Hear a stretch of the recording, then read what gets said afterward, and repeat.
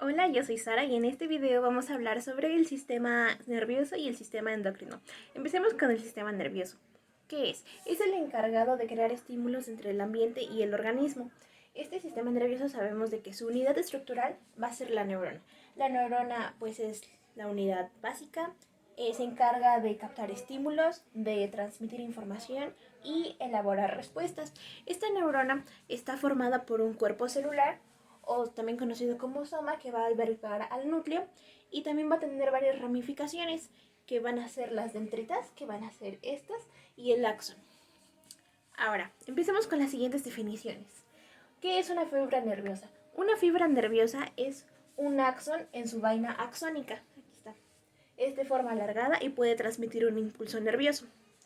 Un nervio. Un nervio es un haz de fibras nerviosas en una cubierta de tejido conectivo. Esta se encuentra fuera del sistema nervioso central y está formado por un conjunto de axones agrupados, cada uno de los cuales procede de una neurona. Ahora, ¿qué es un tracto?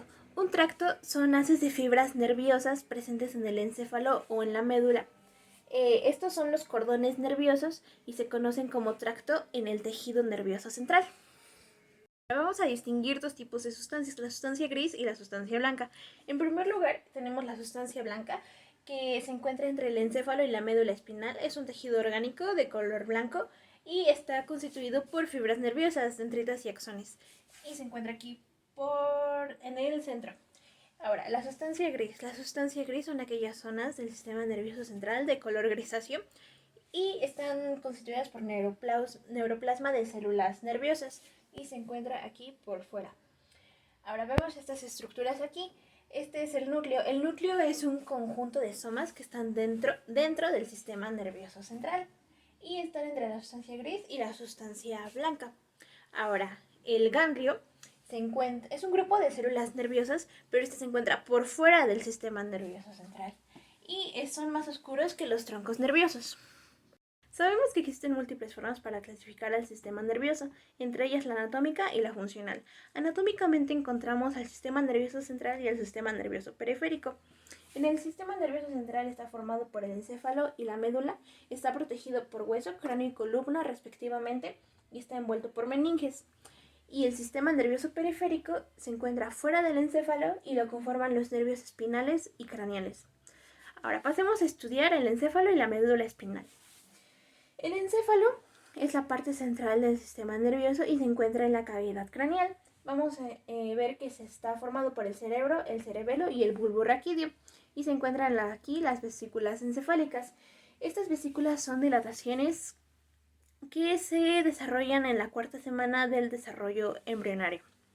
Estas van a ser el prosencéfalo, el cerebro anterior de amarillo, el mesencéfalo, cerebro medio de azul y el rombencéfalo, cerebro posterior de rosa. Vamos a ver que el prosencéfalo es la porción anterior del encéfalo, mientras que el romboencéfalo y el mesencéfalo son las porciones del encéfalo cuando comienza el desarrollo del sistema nervioso central. Ahora, la médula espinal. Esta médula espinal se encarga de transmitir impulsos mediante nervios aferentes o eferentes. Vemos que es de forma cilíndrica y presenta un aplanamiento dorsoventral. Sabemos que existen múltiples formas para clasificar al sistema nervioso, entre ellas la anatómica y la funcional. Pero anatómicamente encontramos al sistema nervioso central y al sistema nervioso periférico. En el sistema nervioso central vemos que está formado por el encéfalo y la médula, está protegido por hueso, cráneo y columna respectivamente y está envuelto por meninges.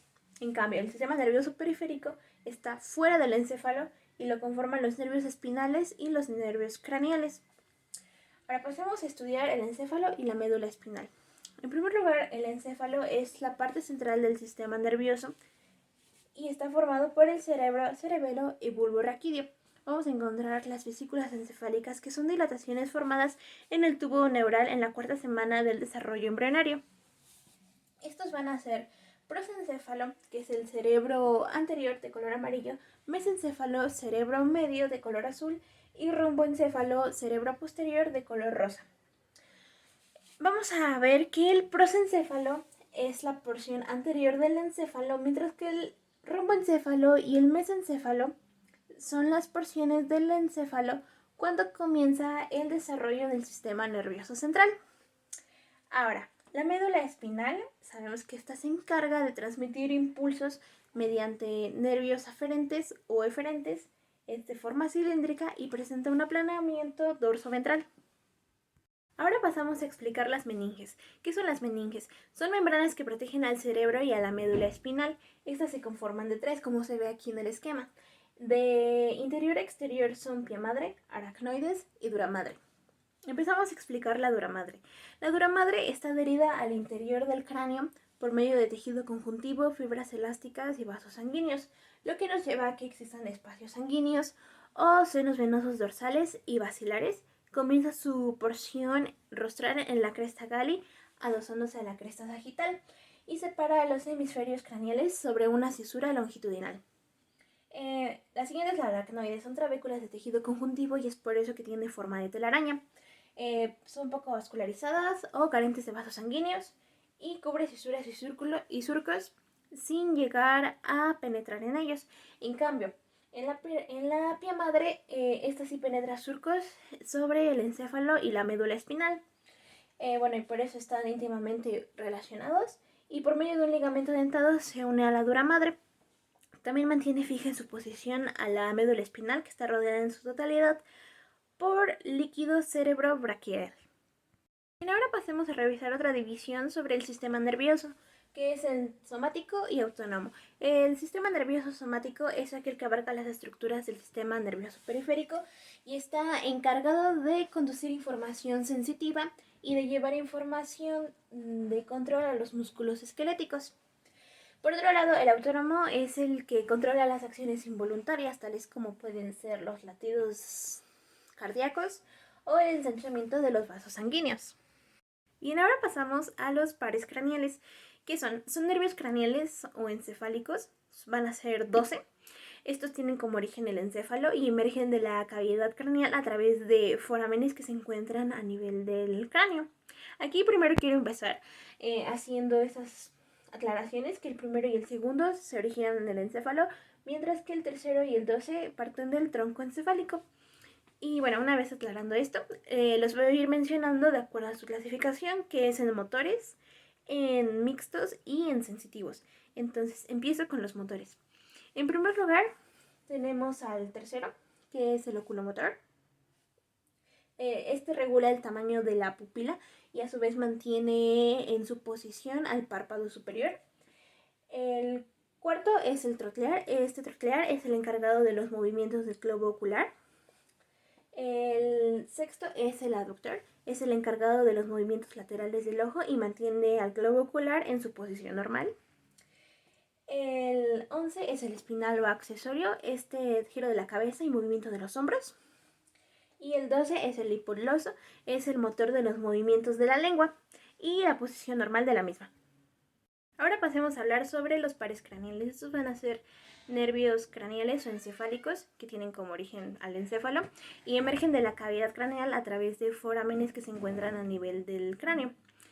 Estos van a ser 12 y quiero empezar aclarando de que el primero y el segundo tienen como origen el encéfalo, mientras que el tercero y el 12 son del tronco encefálico. Entonces, ahora los voy a empezar mencionando de acuerdo a su clasificación, que es en motores, en sensitivos y en mixtos. Entonces, empezamos con los motores. El tercero es el oculomotor, que es el responsable del tamaño de la pupila. El cuarto es el troclear, que es el responsable del movimiento del globo ocular, arriba y abajo. El sexto es el aductor, que hace los movimientos laterales del ojo.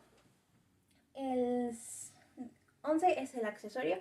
Este es el responsable del giro de la cabeza y el movimiento de los hombros. Y finalmente el 12, el hipogloso, es el movimiento de la lengua y del mantenimiento de la posición normal de la misma. La siguiente clasificación son los sensitivos. Son aquellos que por medio de un receptor externo nos permite llevar las sensaciones percibidas al sistema nervioso central para ser integrados y procesados. El 1 es el olfatorio. Este olfatorio nos permite captar olores y está relacionado con el órgano del olfato. El segundo es el óptico. Este óptico nos permite identificar imágenes, está relacionado con el sentido de la visión. Y el séptimo, el vestíbulo coclear, nos permite la audición y el equilibrio. Finalmente pasamos a los mixtos. Estos mixtos los componen los sensitivos y los motores. Es una combinación ya de ambos, ya que mientras unos perciben y procesan la información, a su vez otras de sus ramas van generando la acción motora.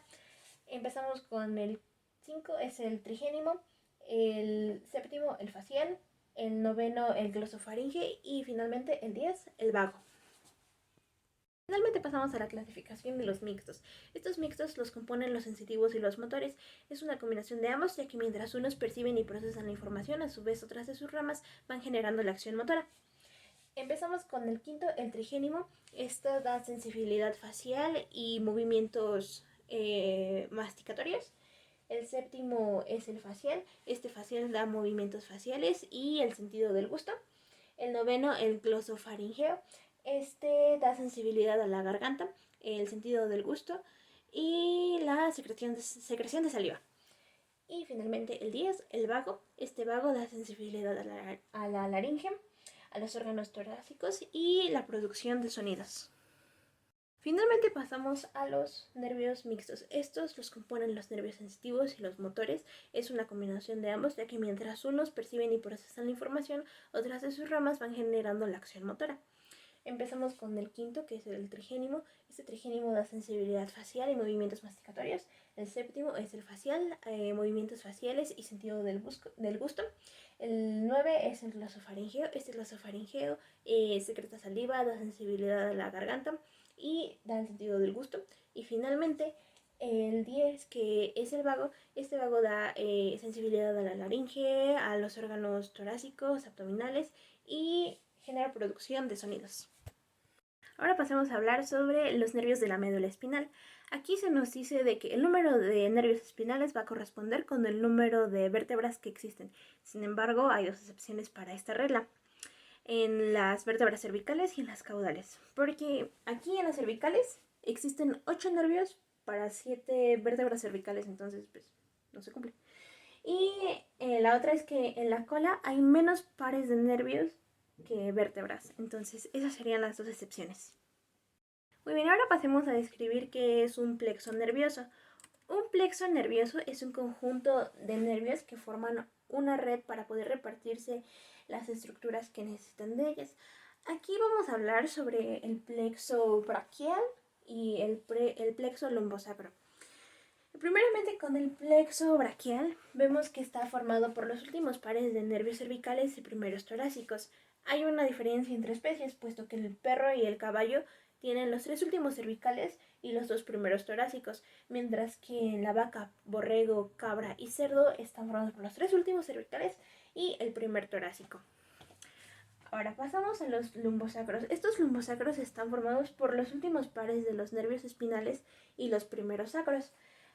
Diferenciamos entre especies y vemos de que el caballo, vaca, borrego y cabra están conformados por los 3 últimos lumbares y los 2 primeros sacros, mientras que en el cerdo están 3 últimos lumbares y un primer sacro, y finalmente en el perro son 5 últimos lumbares y en los 3 primeros sacros. Hay que hablar sobre qué son los ganglios nerviosos. Los ganglios nerviosos son agrupaciones de neuronas que se encuentran fuera del sistema nervioso central y en el trayecto del sistema nervioso periférico. Y finalmente mencionamos esta clasificación del sistema nervioso en simpático y en parasimpático. El simpático es el encargado de regular las respuestas corporales de activación, mientras que el sistema nervioso parasimpático se encarga de volver al estado de equilibrio y conservación después de la activación del sistema simpático. Y esto sería todo para el sistema nervioso. Ahora es el turno de hablar sobre el sistema endocrino. Este sistema endocrino es el conjunto de órganos y tejidos del organismo que segregan un tipo de sustancia llamadas hormonas. ¿Qué es una hormona? Una hormona es una sustancia con actividad biológica que actúa como mensajero intracelular hacia los órganos blancos con receptores específicos. Bien, este sistema endocrino está formado por glándulas, que son estructuras epiteliales cuyas células tienen la capacidad de producir secreciones. Y empezamos con las siguientes definiciones. ¿Qué es una glándula exocrina? Una glándula exocrina vierte su producto de secreción por medio de un ducto hacia la luz del epitelio de revestimiento. Una glándula endocrina o glándula sin conducto, esta Estas vierten su producto hacia la sangre, la linfa o líquido tisular. Y finalmente, una glándula anficrina tiene ambos tipos de secreciones. Ahora pasemos a estudiar las características generales de las glándulas endocrinas, comenzando por la hipófisis. La hipófisis es la glándula maestra, ya que rige todas las acciones de las demás glándulas, ya que produce hormonas que influyen directamente en la actividad de las demás glándulas endocrinas. Esta es la hipófisis. La siguiente es la epífisis o pineal, que es llamada así por su supuesta semejanza a una piña de pino. Es una glándula impar, parte del epitálamo. Es una pequeña eminencia de color oscuro y sale desde la parte dorsal del tallo encefálico. La epífisis está oculta en el cerebro intacto entre los hemisferios cerebrales y del cerebelo. La siguiente glándula es la tiroides. Esta tiroides está conformada por un lóbulo derecho y por un lóbulo izquierdo y que están unidos por un istmo que abraza ventralmente a la tráquea. Y a excepción del cerdo, es unitaria y se encuentra ventral a la tráquea. Ahora pasamos a estudiar la paratiroides. Por lo regular existen 4 glándulas paratiroides, están cerca de la tiroides o incrustadas dentro de él. Tenemos a las internas y a las externas. Las internas están incrustadas en la masa tiroides y las externas están próximas al timo. Ahora, glándulas adrenales. Las glándulas adrenales están localizadas craniomedialmente a los riñones. Están en el techo del abdomen cerca de la unión tracolumbar. Por lo regular son asimétricas e irregulares. Hablamos sobre el timo. Este timo se localiza junto a la tráquea y llega hasta el pericardio, como se ve en el esquema. Es de crecimiento variable, va a depender de la especie y presenta una involución que concluye hasta la madurez sexual. Finalmente pasemos a estudiar los órganos que presentan una función endocrina. En el esquema se puede observar que está la glándula pineal y la tiroides, que ya estudiamos con anterioridad. Ahora empezamos con el páncreas. El páncreas es una glándula pequeña que se relaciona con el duodermo en la porción dorsal de la cavidad abdominal. Presenta funciones endocrinas y exocrinas. En endocrinas encontramos que comprende islotes pancreáticos y aglomeraciones celulares que están diseminadas y que son la fuente de la insulina, el glucagón y la gastrina. Y en funciones exocrinas produce jugo gástrico. El siguiente es el hígado. El hígado está en la porción intratorácica de la cavidad abdominal inmediatamente después del diafragma derecho. Los siguientes son los riñones. Los riñones están situados junto al techo abdominal y están uno a cada lado de la columna vertebral. En los animales domésticos, el riñón derecho va a estar más grande que el izquierdo, excepto en el cerdo. El siguiente es el estómago. El estómago se localiza entre el esófago y el duodermo de la cavidad abdominal. Es importante mencionar que en el estómago de los mamíferos va a tener múltiples formas debido a su función de adaptación evolutiva relacionada con la dieta. El duodeno está unido al techo abdominal por el mesoduodeno y en él discurre un conducto caleidaico que permite la secreción biliar. En el caso de los machos, los testículos tienen su desarrollo en la cavidad abdominal y descienden a través de conductos para situarse en la bolsa excretal. En el caso de las hembras, los ovarios, además de sus funciones gametogénicas, también tienen funciones endocrinas. Estos se sitúan en la parte dorsal del abdomen, cerca de los extremos de los cuernos uterinos. Y finalmente, la placenta es una fuente importante de hormonas durante la gestación y se encuentra formada por la oposición de membranas fetales y tejidos maternos. Y bueno, pues eso fue todo. Hablamos sobre el sistema nervioso y sobre el sistema endocrino. Y muchas gracias.